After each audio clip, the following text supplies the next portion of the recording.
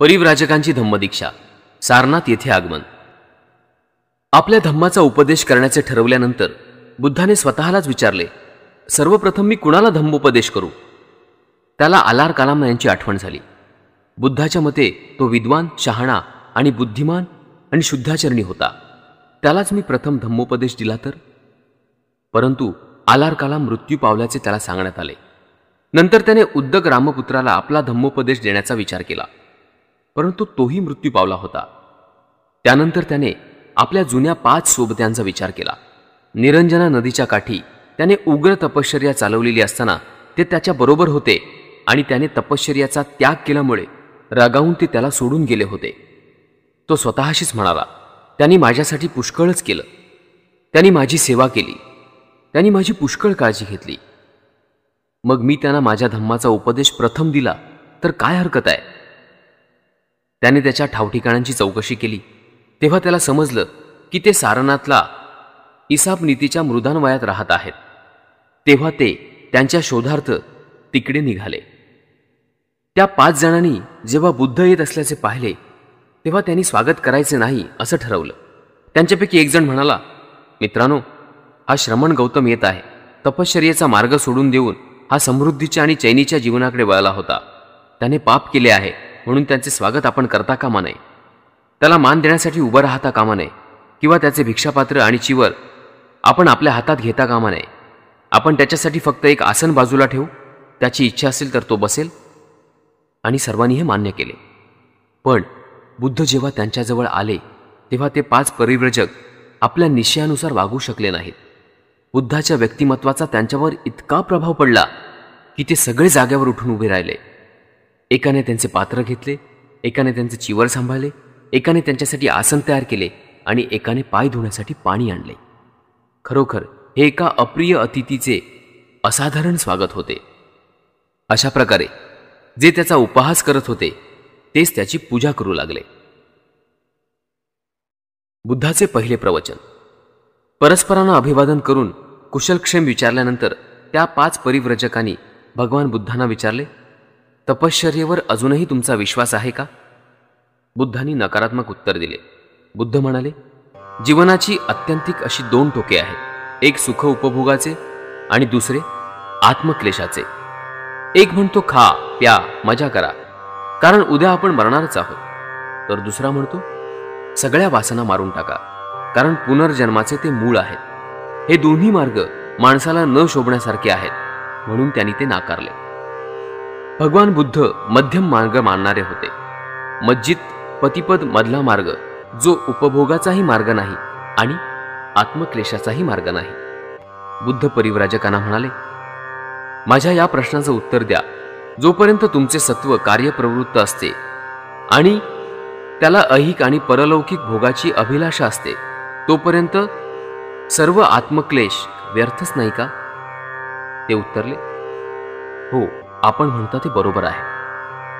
जर तुम्ही आत्मक्लेशाच्या मार्गावर आपला कामाग्नी शांत करू शकत नाही तर आत्मक्लेशाचे दरिद्र जीवन म्हणून तुम्ही स्वतःला कसे काय जिंकू शकाल? त्यांनी उत्तर दिले, होय, आपण म्हणता ते बरोबर आहे. जेव्हा तुम्ही स्वतःवर विजय मिळू शकाल तेव्हाच फक्त तुम्ही कामतृष्णेपासून मुक्त होऊ शकाल. मग तुम्हाला ऐहिक सुख उपभोगाची इच्छा निर्माण होणार नाही आणि नैसर्गिक गरजांच्या तृप्तीमुळे तुमच्यात मलिन विकार निर्माण होणार नाहीत. तुमच्या शारीरिक गरजेनुसार तुम्ही खा, प्या. सर्व प्रकारची विषयासक्ती उत्तेजक असते. विषयासक्त मनुष्य कामवासनांचा गुलाम बनतो. सर्व प्रकारची सुखासक्ती अधपतन करणारी आणि नीच कर्म असते.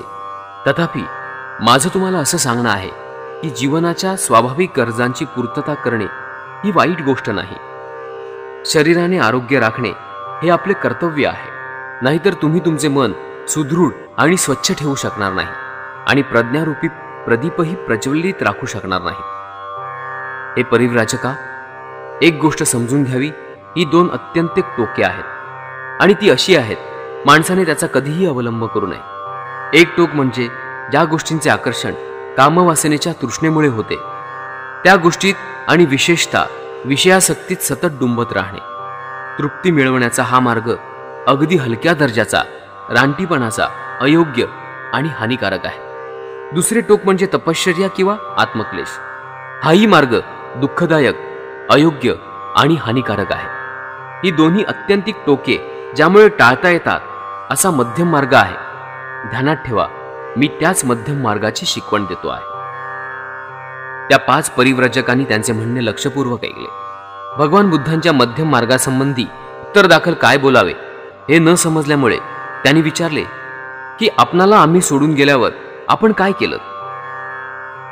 तेव्हा आपण गयेला गेलो, पिंपळाच्या झाडाखाली चिंतन करत कसे बसलो आणि 4 आठवडे चिंतन केल्यावर आपणाला ज्ञानप्राप्ती झाल्यामुळे नवीन जीवन मार्ग कसा शोधून काढला हे भगवान गौतम बुद्धांनी त्यांना सांगितले.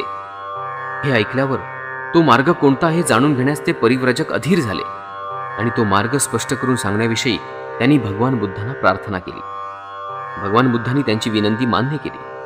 सुरुवातीलाच भगवान बुद्धांनी सांगितले की जो आपला मार्ग आहे तो धम्म आहे. त्याला ईश्वर आणि आत्मा यांचा काहीही संबंध नाही. त्यांचा मरणोत्तर जीवनाशी कसलाही संबंध नाही. तसेच धम्माचा कर्मकांडाशी काहीही संबंध नाही. माणूस आणि माणसाचे माणसाशी या जगतातले नाते हा बुद्ध धम्माचा केंद्रबिंदू आहे. बुद्धांनी सांगितले हे आपल्या धम्माचे पहिले अधिष्ठान आहे. मनुष्य प्राणी दुःखात, दैन्यात आणि दारिद्र्यात राहत आहे हे त्याचे दुसरे तत्व होय. हे सर्व जग दुःखाने भरले आहे आणि जगातून ते दुःख नाहीसे करणे हा धम्माचा उद्देश आहे. यापेक्षा धम्म म्हणजे दुसरे तिसरे काहीही नाही. दुःखाचे अस्तित्व मान्य करणे आणि ते नष्ट करण्याचा मार्ग दाखवणे हाच भगवान बुद्धांच्या धम्माचा पाया आहे. हाच केवळ एक धम्माचा पाया होऊ शकतो आणि यावरच त्याचे समर्थन अवलंबून आहे. जो धर्म या प्राथमिक गोष्टींचा स्वीकार करत नाही तो धर्मच नव्हे. खरोखर हे परिव्राजक हो, जगातील दुःख आणि दुःखापासून मुक्तता करण्याचा उपाय हाच धम्माचा प्रमुख प्रश्न आहे. हे ज्या श्रमणांना आणि ब्राह्मणांना समजत नाही ते माझ्या मते श्रमण आणि ब्राह्मण नव्हेतच. त्यांच्या जीवनात धम्माचा खराखुरा अर्थ काय आहे स्वतःला श्रेष्ठ समजणाऱ्यांना ते समजत नाही. नंतर परिव्राजकांनी बुद्धांना विचारले, दुःखाचे अस्तित्व मान्य करणे आणि दुःख नाहीसे करणे हाच जर आपल्या धम्माचा पाया असेल तर धम्म दुःख नाहीसे कसे करेल ते सांगा. भगवान बुद्धांनी सांगितले की या धम्मानुसार जर प्रत्येकाने पावित्र्याचा मार्ग अनुसरला, सदाचरणाचा मार्ग अनुसरला आणि शील मार्गाचा अवलंब केला तर त्यामुळे दुःखाचा निरोध होईल. आणि त्यांनी सांगितले की अशा धम्माचा आविष्कार आपण सगळ्यांनी केला पाहिजे. भगवान बुद्धांचे पहिले प्रवचन, विशुद्धी मार्ग. परिव्राजकांनी नंतर भगवान बुद्धांना आपला धम्म समजावून सांगण्याची प्रार्थना केली. भगवान बुद्धांनी त्यांची विनंती आनंदाने मान्य केली.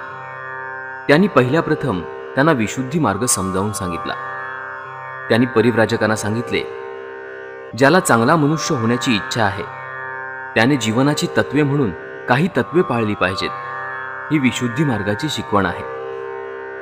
माझ्या विशुद्धीच्या मार्गानुसार चांगल्या जीवनाची 5 तत्व आहेत. कोणत्याही प्राण्याची हिंसा न करणे किंवा त्याला इजा न करणे, चोरी न करणे अर्थात दुसऱ्याच्या मालकीची वस्तू न बळकावणे, व्यभिचार न करणे, असत्य न बोलणे, मादक पेय ग्रहण न करणे. माझं असं म्हणणं आहे की प्रत्येक माणसाने ही तत्व मान्य करणे अत्यंत आवश्यक आहे. कारण प्रत्येक मनुष्य जे जे काही करतो त्याचे मूल्यमापन करण्यासाठी त्याच्यापाशी काही एक परिमापन असले पाहिजे की ज्याच्यामुळे तो आपल्या चांगल्या अथवा वाईट वर्तणुकीचे मोजमाप करू शकेल. आणि माझ्या शिकवणुकीप्रमाणे हीच 5 तत्व किंवा शिले माणसाच्या चांगल्या अथवा वाईट कृतीचे मोजमाप करण्याचा मापदंड आहे. जगात सगळीकडे पतित लोक असतात, पण पतितांचे 2 वर्ग असतात. ज्यांच्यासमोर काही आदर्श आहे असे पतित आणि ज्यांच्यासमोर कोणताच आदर्श नाही आहे असे पतित. ज्यांच्यासमोर कोणताच आदर्श नाही अशा पतिताला आपण पतित आहोत हेच कळत नाही, त्यामुळे तो नेहमीच पतित राहतो. याउलट ज्याच्यासमोर एखादा आदर्श आहे असा पतित आपल्या पतितावस्थेतून वर येण्यासाठी प्रयत्न करत असतो. का? याचे उत्तर असे, आपण पतित आहोत हे त्याला माहीत असतं. मनुष्याचे जीवन नियमित करण्यासाठी त्याच्यासमोर एखादा आदर्श असणे आणि कोणताही आदर्श नसणे यांच्यातील हा फरक आहे. महत्वाची गोष्ट माणसाचा अधःपात ही नसून त्या अवस्थेत मुक्त होण्याच्या आदर्शाचा अभाव हीच आहे. परिव्राजक, तुम्ही विचाराल, जीवनाचा आदर्श म्हणून मान्य करण्यास हीच तत्वे योग्य का? या प्रश्नाचे उत्तर तुम्हाला स्वतःलाच सापडेल. जर तुम्ही स्वतःलाच असा प्रश्न विचारलात की तत्वे व्यक्तीच्या हितासाठी आहेत का, किंवा ती सामाजिक हित साधणारी आहेत का? जर या प्रश्नाला तुमची उत्तरे होकारात्मक असतील तर माझ्या विशुद्धी मार्गाची तत्वे जीवनाचा खरा आदर्श म्हणून मान्यता मिळवण्यास लायक आहेत, हेच त्यावरून सिद्ध होईल. अष्टांगिक मार्ग किंवा सदाचाराचा मार्ग. नंतर भगवान बुद्धांनी परिव्राजकांना अष्टांगिक मार्गाविषयी प्रवचन दिले. भगवान बुद्धांनी सांगितले की अष्टांगिक मार्गाचे 8 घटक आहेत. अष्टांगिक मार्गाचे सर्वात पहिले आणि महत्वाचे अंग म्हणजे सम्यक दृष्टी. या स्पष्टीकरणाने भगवान बुद्धाने आपल्या प्रवचनाला सुरुवात केली. सम्यक दृष्टीचे महत्त्व समजण्याकरता भगवान बुद्ध परिव्राजकांना म्हणाले, परिव्राजकहो, जग ही एक अंधार कोठडी असून मनुष्य हा तिच्यातील एक कैदी आहे, हे तुम्ही लक्षात घेतले पाहिजे. ही अंधार कोठडी गडद अंधाराने भरलेली आहे. अंधार इतका आहे की कैद्याला क्वचितच काहीतरी दिसू शकेल. कैद्याला आपण कैदी आहोत हेही कळत नाही. दीर्घकाल अंधारात राहिल्यामुळे मनुष्य केवळ आंधळा होऊन राहिलेला आहे. इतकंच नाही तर ज्याला प्रकाश म्हणतात अशी एखादी वस्तूच अस्तित्वात असू शकते याबद्दल त्याला शंका वाटते. मन हे असे एक साधन आहे की ज्याच्यामुळे मनुष्याला प्रकाश मिळू शकतो. तथापि अंधार कोठडीतील कैद्यांच्या मनाची अशी अवस्था नाही की त्यांचे मन हे याबाबतीत एक साधन ठरेल. त्यांच्या मनाची अवस्था त्यांना केवळ दृष्टी असल्यामुळे अंधारासारखी एक वस्तू अस्तित्वात आहे हे दाखवण्यापुरता अगदी थोडासा प्रकाशच आत येऊ देते. अशा प्रकारे त्यांची आकलन शक्ती स्वभावतःच सदोष असते. पण परिव्राजक हो, या कैद्यांची स्थिती जितकी दिसते तितकी निराशाजनक नाही, हे लक्षात घ्या. कारण माणसात इच्छाशक्ती या नावाची एक शक्ती असते. जेव्हा योग्य हेतू निर्माण होतात तेव्हा या इच्छाशक्तीला जागृत करता येतं आणि तिला गती देता येते. कोणत्या दिशेने इच्छाशक्तीला गती द्यावी हे पाहण्या इतकाही जरी माणसाला प्रकाश मिळाला तरी तो मनुष्य अशा प्रकारे आपल्या इच्छाशक्तीला गतिमान करू शकेल की शेवटी त्याची इच्छाशक्ती त्याला बंधमुक्त करेल. अशा प्रकारे मनुष्य जरी बंधनात असला तरी तो बंधमुक्त होऊ शकेल. शेवटी स्वातंत्र्याकडे नेणारी पावले टाकण्यास तो कोणत्याही क्षणी सुरुवात करेल. आपणाला पाहिजे त्या दिशेने जाण्यासाठी आपल्या मनाला आपण वळण लावू शकतो. हे याचे कारण होय. मन हेच आपल्याला जीवनाच्या कारागृहात बंदिवान करीत असते आणि तेच आपणाला तिथं डांबून ठेवते. पण मन जी गोष्ट निर्माण करते ती गोष्ट नष्टही करू शकते. जर मनाने माणसाला बंधनात टाकले असेल तर तेच मन योग्य दिशेने वळवल्यास त्याला बंधमुक्तही करू शकते. सम्यक दृष्टी जे करू शकते ते हेच होय. सम्यक दृष्टीचा अंतिम उद्देश काय आहे? परिव्राजकाने विचारले. भगवान बुद्धांनी उत्तर दिले, अविद्येचा विनाश हाच सम्यक दृष्टीचा उद्देश आहे. सम्यक दृष्टी ही मिथ्या दृष्टीच्या अगदी उलट आहे. मनुष्याच्या दुःखाचे अस्तित्व आणि दुःख निरोधाचा उपाय ही उदात्त सत्य न समजणे म्हणजेच अविद्या होय. सम्यक दृष्टीचा हेतू माणसाने कर्मकांडांच्या विधींना व्यर्थ समजणे आणि शस्त्रांच्या पावित्र्यावरील मिथ्या विश्वास टाकून देणे हा आहे. सम्यक दृष्टीकरता माणसाने अद्भुत कल्पनांचा त्याग केला पाहिजे. निसर्ग नियमांविरुद्ध कोणतीही गोष्ट होऊ शकते ही गोष्ट माणसाने मानता कामा नये. ज्या सिद्धांतांना वास्तवतेचा किंवा अनुभवांचा आधार नाही आणि ते केवळ काल्पनिक अनुमाने आहेत ते सिद्धांत सम्यक दृष्टीलाही त्याज्य आहेत. स्वतंत्र मन आणि स्वतंत्र विचार हे सम्यक दृष्टीसाठी आवश्यक आहेत. प्रत्येक माणसाला काही ध्येय, आकांक्षा आणि महत्वाकांक्षा असतात. अशी ध्येय, आकांक्षा आणि महत्वाकांक्षा ही उदात्त आणि प्रशंसनीय असावी. ती क्षुद्र आणि अयोग्य नसावी. हा सम्यक संकल्पनांचा आशय आहे. सम्यक वाचा याप्रमाणे शिकवण देते. माणसाने जे सत्य असेल तेच बोलावे, असत्य बोलू नये. माणसाने दुसऱ्याविषयी वाईट बोलू नये. माणसाने दुसऱ्याची निंदा नालस्ती करण्यापासून परावृत्त व्हावं. माणसाने आपल्या लोकांविषयी रागाची किंवा शिवीगाळाची भाषा वापरू नये. माणसाने सगळ्यांशी आपुलकीने आणि सौजन्याने बोलावं. माणसाने अर्थहीन मूर्खपणाची बडबड करू नये. त्याचे बोलणे समंजसपणाचे आणि मुद्देसूद असावे. मी सांगितल्याप्रमाणे सम्यक वाचेचे पालन करणे हे कोणाच्या भीतीमुळे किंवा पक्षपाताने होता कामा नये.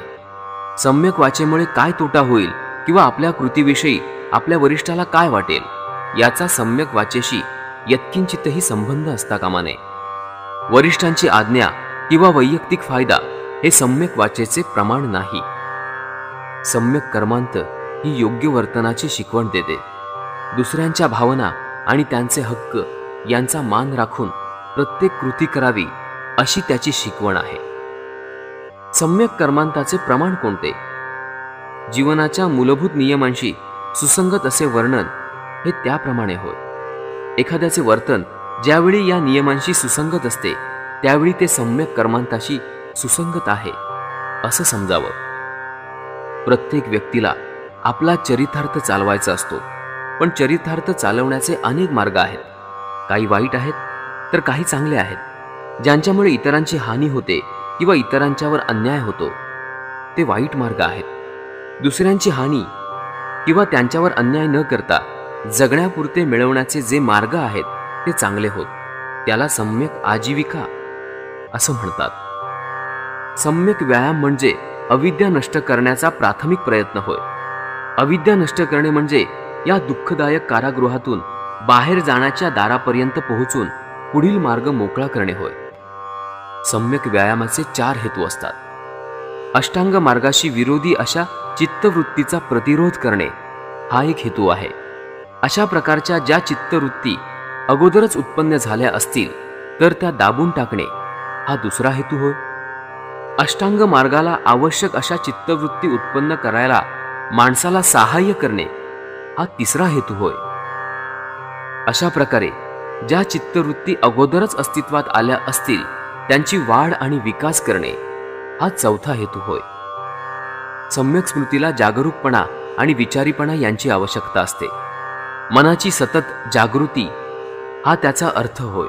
दुष्ट वासनांवर मनाचा पहारा ठेवणे हे सम्यक स्मृतीचे दुसरे नाव होय. परिव्राजक हो, सम्यक दृष्टी, सम्यक संकल्प, सम्यक वाचा, सम्यक कर्मांत, सम्यक आजीविका, सम्यक व्यायाम आणि सम्यक स्मृती प्राप्त करून घेण्याचा प्रयत्न करणाऱ्या माणसाच्या मार्गावर 5 अडथळे किंवा बंधने असतात. लोभ, द्वेष, आळस, स्तुती, संशय आणि अनिश्चय हे ते 5 अडथळे आहेत. म्हणून हे अडथळे दूर करणे आवश्यक आहे. हे अडथळे म्हणजेच बंधनेच होत आणि ते दूर जाण्याचा मार्ग समाधी आहे. पण परिव्राजक हो, सम्यक समाधी म्हणजे समाधी नव्हे हे लक्षात घ्या. तिचे स्वरूप अगदी निराळे आहे. समाधी म्हणजे केवळ चित्ताची एकाग्रता. वरील 5 अडथळ्यांना अटकाव करणाऱ्या स्वयंप्रेरित अशा ध्यानावस्थांच्या मार्गावर ती आपणाला नेते यात शंका नाही. पण या ध्यानाच्या अवस्था तात्पुरत्या असतात. त्यामुळे अडथळ्यांना केलेला अटकाव हा देखील तात्पुरताच ठरतो. मनाला स्थायी स्वरूपाचे वळण लावणे आवश्यक आहे. अशा प्रकारे कायम स्वरूपाचे वळण केवळ सम्यक समाधीनेच लावता येईल. समाधीमुळे अडथळ्यांना फक्त तात्पुरता अटकाव होतो, म्हणून ती केवळ नकारात्मक स्थिती होय. तिच्यात मनाला वळण लावले जात नाही. सम्यक समाधी ही वास्तवात्मकता असते. ती मनाला एकाग्रतेचे आणि एकाग्रतेच्या काळात कुशल कर्माचा विचार करण्याचे शिक्षण देते आणि त्याला अनुसरूनच अडथळ्यामुळे निर्माण होणाऱ्या अकुशल कर्माकडे आकर्षित होण्याची मनाची प्रवृत्तीही नष्ट करते. सम्यक समाधी मनाला चांगल्या गोष्टींचा विचार करण्याची आणि चांगल्या गोष्टींचाच नेहमीच विचार करण्याची सवय लावते. सम्यक समाधी चांगल्या कृती करण्यास आवश्यक अशी प्रेरणा मनात निर्माण करीत असते. भगवान बुद्धांचे पहिले प्रवचन शीलमार्ग. नंतर भगवान बुद्धांनी परिव्राजकांना शीलमार्ग तथा सद्गुणांचा मार्ग समजावून सांगितला. त्यांना सांगितले की शीलमार्ग म्हणजे पुढील गुणांचे पालन करणे होय. 1 शील, 2 दान, 3 उपेक्षा, 4 नैष्क्रम्य, 5 वीर्य, 6 शांती, 7 सत्य, 8 अधिष्ठान, 9 करुणा आणि 10 मैत्री. या सद्गुणांचा अर्थ परिव्राजकांनी बुद्धांना विचारला. त्यांची इच्छा पूर्ण करण्यासाठी भगवान बुद्ध म्हणाले, शील म्हणजे नीतिमत्ता, वाईट गोष्टी न करण्याकडे आणि चांगल्या गोष्टी करण्याकडे असलेला मनाचा कल. अपराध करण्याची लाज वाटणे, शिक्षेच्या भीतीने वाईट गोष्टी करण्याचे टाळणे म्हणजे शील. शील म्हणजे पापभीरुता. नैष्क्रम्य म्हणजे ऐहिक सुखाचा त्याग. स्वार्थाची किंवा परतफेडीची अपेक्षा न करता दुसऱ्यांच्या भल्यासाठी स्वतःची मालमत्ता, रक्त आणि देह अर्पण करणे इतकंच नव्हे तर प्राणत्याग करणे म्हणजे दान होय. वीर्य म्हणजे योग्य म्हणजे सम्यक प्रयत्न. हाती घेतलेले काम यत्किंचितही माघार न घेता अंगी असलेल्या सगळ्या सामर्थ्यनिशी पूर्ण करणे म्हणजे वीर्य. शांती म्हणजे क्षमाशीलता. द्वेषाने द्वेषाला उत्तर न देणे हे त्याचे सार होय, कारण द्वेषाने द्वेष शमत नाही, तो फक्त क्षमाशीलतेने शांत होऊ शकतो. सत्य म्हणजे खरे. माणसाने कधीही खोटे बोलता कामा नये. त्यांचे भाषण हे सत्यच असलं पाहिजे. ते सत्याखेरीज दुसरे काहीही असता कामा नये. अधिष्ठान म्हणजे ध्येय गाठण्याचा दृढ निश्चय. करुणा म्हणजे सर्व मानवाविषयी प्रेमपूर्ण दयाशीलता. मैत्री म्हणजे सगळ्या प्राण्यांविषयी, मित्रांविषयी नव्हे तर शत्रूविषयी देखील, मनुष्य प्राण्याविषयीच नव्हे तर जीवन मात्राविषयी बंधुभाव बाळगणे. उपेक्षा म्हणजे औदासिन्याहून निराळी अशी अलिप्तता. अनासक्ती, आवड किंवा नावड नसलेली एक मनाची स्थिती आहे. फुलप्राप्तीने विचलित न होणे पण निरपेक्षतेने सतत प्रयत्न करत राहणे म्हणजे उपेक्षा. आपल्या कुवतीनुसार प्रत्येकाने या सद्गुणांचे पालन केले पाहिजे.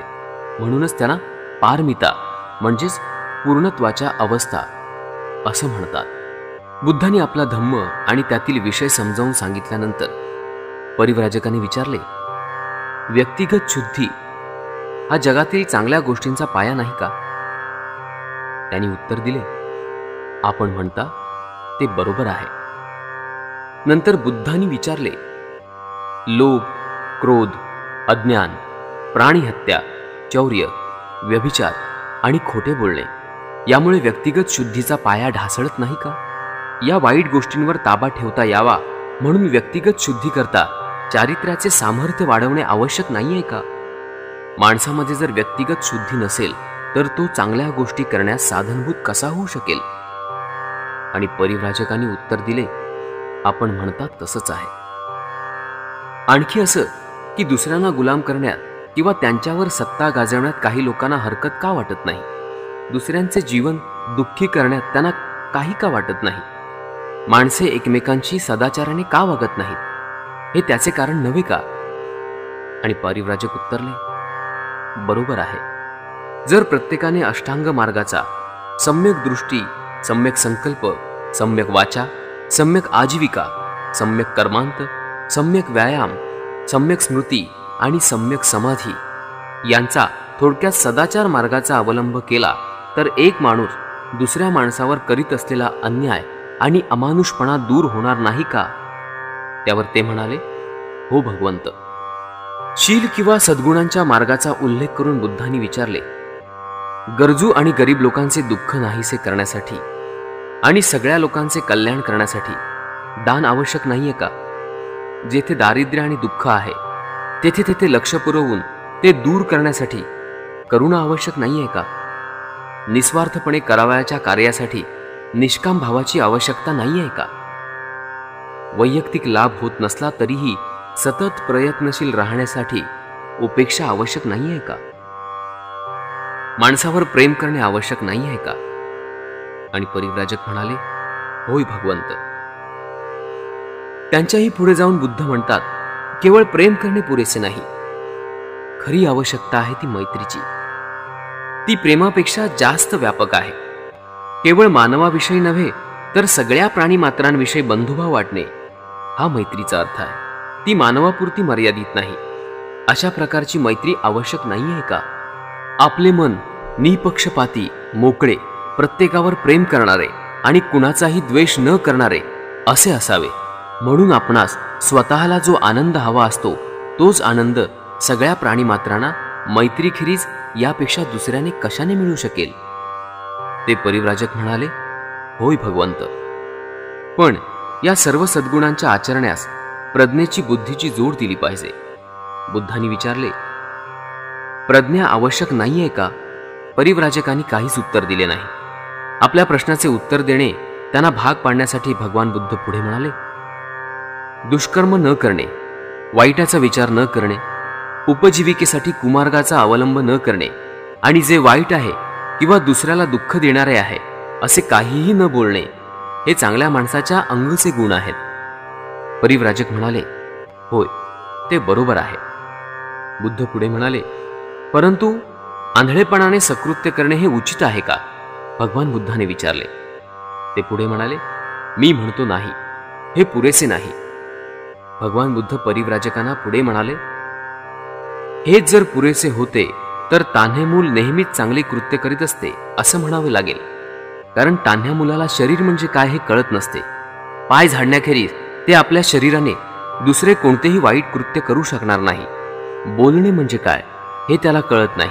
त्या अर्थी रडण्यापलीकडे अधिक वाईट काय असे आहे ते काहीच बोलू शकणार नाही. आनंदाने किंकाळ्या मारण्यापलीकडे विचार म्हणजे काय हे त्याला कळत नाही. उपजीविका म्हणजे काय हे त्याला कळत नाही. त्या अर्थी आईचे स्तन चोखण्यापलीकडे जगण्याचा दुसरा कोणताही वाईट मार्ग ते अवलंबू शकणार नाही. प्रज्ञेच्या कसोटीला सद्गुण मार्ग उतरला पाहिजे. म्हणून समज आणि बुद्धी हेच प्रज्ञेचे दुसरे नाव आहे.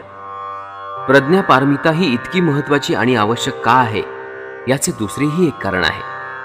दान आवश्यक आहे, पण प्रज्ञेशिवाय दानाचा दुष्परिणाम होऊ शकतो. करुणेची आवश्यकता आहे, पण प्रज्ञेशिवाय करुणेचा परिणाम वाईट गोष्टींना आधार देण्यात होण्याचा संभव आहे. पारमितेची प्रत्येक कृती ही प्रज्ञा पारमितांच्या कसोटीला उतरली पाहिजे. शहाणपण हे प्रज्ञा पारमिताचे दुसरे नाव आहे. माझं म्हणणं असं आहे की अकुशल कर्म कोणते आणि ते कसे घडून येते याचे ज्ञान आणि जाणीव असणं आवश्यक आहे. त्याचप्रमाणे कुशल कर्म कोणते याचे ज्ञान आणि जाणीव असणे हेही आवश्यक आहे. त्याचप्रमाणे अकुशल कर्म कोणते आणि कुशल कर्म कोणते याचे देखील ज्ञान आणि जाणीव असली पाहिजे. अशा ज्ञानाशिवाय कृती चांगली असूनही खरा चांगुलपणा असू शकणार नाही. आणि म्हणूनच मी म्हणतो, प्रज्ञा हा एक आवश्यक असा सद्गुण आहे. नंतर परिव्राजकांना पुढील प्रमाणे आदेश देऊन भगवान बुद्धांनी आपले प्रवचन संपवले. माझा धम्म निराशावादी आहे असे तुम्ही म्हणण्याचा संभव आहे, कारण तो दुःखाच्या अस्तित्वाकडे मानवजातीचे लक्ष वेधतो. मी असं सांगतो, माझ्या धम्माविषयीचा हा दृष्टिकोन चुकीचा ठरेल. माझा धम्म दुःखाचे अस्तित्व मान्य करतो यात शंका नाही, पण दुःखाचे निरसन करण्यावरही तो तितकाच जोर देतो हे विसरू नका. माझ्या धम्मामध्ये मानवी जीवनाचा उद्देश आणि आशा या दोहोंचाही अंतर्भाव आहे. माझ्या धम्माचा हेतू अविद्या नष्ट करणे हा आहे. अविद्या म्हणजे दुःखाच्या अस्तित्वाविषयीचे अज्ञान होय. त्यात आशा आहे, कारण मानवी दुःखांचा अंत करण्याचा मार्ग तो दाखवतो. तुम्हाला हे म्हणणे मान्य आहे की नाही? परिव्राजक म्हणाले, होय भगवंत, आम्हाला मान्य आहे. हा खरोखरच एक नवीन धम्म आहे याची परिव्राजकांना ताबडतोब जाणीव झाली. जीवनाच्या प्रश्नाकडे पाहण्याचा या नव्या दृष्टीचा त्यांच्यावर इतका परिणाम झाला की ते एकमताने म्हणाले, जगाच्या इतिहासात आजपर्यंत मानवी दुःखाचे अस्तित्व मान्य करणे हा धर्माचा खरा पाया आहे हे कोणत्याही धर्मसंस्थापकाने सांगितलेले नाही. जगाच्या इतिहासात कोणत्याही धर्मसंस्थापकाने या दुःखाचा परिहार करणे हा धर्माचा खरा उद्देश आहे हे सांगितले नाही. जगाच्या इतिहासात यापूर्वी मूलतःच इतका सरळ आणि साधा, अद्भुतता आणि अतिमानुषी शक्तीपासून इतका मुक्त, आत्मा, ईश्वर आणि मरणोत्तर जीवन यावरील श्रद्धेपासून इतका स्वतंत्र, इतकेच नव्हे तर अशा श्रद्धेला विरोध असणारा मुक्तीचा मार्ग यापुढे कधीही मांडण्यात आला नाही. जगाच्या इतिहासात यापूर्वी कुणीही अशा धर्माची योजना पुढे मांडली नाही की ज्याच्यामध्ये दैवी साक्षात्काराला थारा नाही आणि ज्यांच्या आज्ञा या ईश्वराच्या आज्ञा नसून त्या माणसाच्या सामाजिक गरजांच्या चिकित्सापोटी निर्माण झाल्या आहेत. जगाच्या इतिहासात मोक्ष हे असे सुखाचे वरदान आहे की जे माणसाच्या स्वप्रयत्नाने आणि सदाचाराने वागून याच जन्मात आणि याच पृथ्वी तलावर राहून प्राप्त करावायचे असते, हा मोक्षाचा अर्थ यापूर्वी कुणीही सांगितला नाही. भगवान बुद्धांच्या नव्या धम्माचे प्रवचन ऐकल्यावर परिव्राजकांनी अशा भावना व्यक्त केल्या. जो अत्युच्च नैतिक भावनेने प्रेरित झाला आहे आणि जो आपल्या काळातील बौद्धिक ज्ञानात तज्ज्ञ आहे, जो एका नव्या विचारांचा प्रणेता आहे, त्याच जगात त्याच जीवनात आत्मविकास आणि आत्मसंयमन यांच्या योगाने झालेल्या आंतरिक हृदय परिवर्तनाने मुक्ती मिळू शकते. हे आपले तत्व विरोधी प्रवृत्तीची जाणीव असूनही बुद्धी पुरस्सर पुढे मांडण्याचे ज्यांच्या धैर्य आहे, अशा भगवान बुद्धांच्या रूपाने एक समाज सुधारक लाभला असं त्यांना वाटलं. भगवान बुद्धाविषयी त्यांचा इतका आदर अमर्याद झाला की ते त्यास ताबडतोब शरण गेले. आपले शिष्य म्हणून त्यांनी आपला स्वीकार करावा अशी त्यांनी त्यांना विनंती केली. एही भिक्खू हो, भिक्खूनो या, हा मंत्र उच्चारून भगवान बुद्धांनी त्यांना आपल्या धम्मात प्रविष्ट करून घेतले. ते पंचवर्गीय भिक्खू म्हणून पुढे ओळखले जाऊ लागले.